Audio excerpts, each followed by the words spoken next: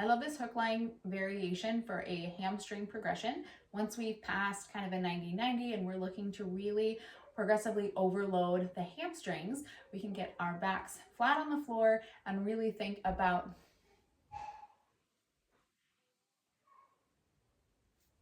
I love this variation in a hamstring progression. Once we've kind of advanced past a 90-90, we can get on the ground, experiment with hook lying, and in this instance, play around with foot position to really get and tap into those proximal hamstrings. So starting in your hook lying position, which is essentially lying in kind of a glute bridge style position, I'm going to place my heels kind of digging into the ground.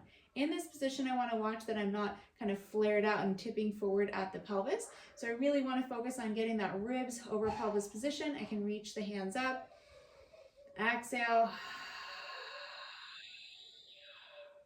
And in this position, I'm going to think about my tailbone almost scooping underneath me as I dig my heels into the ground and come up slightly up off the ground. I'm going to really feel these hamstrings light up in this position. I don't want to arch through my low back, so I'm really finding that movement and that tucking under, and my hamstrings are essentially holding me in that position.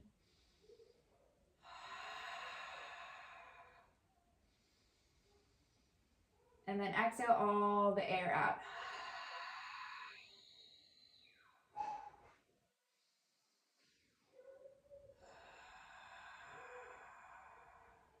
So this would be your hook lying position with heels grounded and toes up. To make this more challenging, of course, you can work one leg at a time, really challenging that pelvis stability. Let's start with both feet grounded. You can go a little bit farther to increase challenge, bring the feet closer for a little decrease challenge. Either way, you're not finding movement through the low back, you're finding that scoop and sensing the hamstrings keeping you elevated. Watch for gripping in the glutes. You can also place a block between the legs if you feel like your hip flexors and these outside glutes are tensing a bit.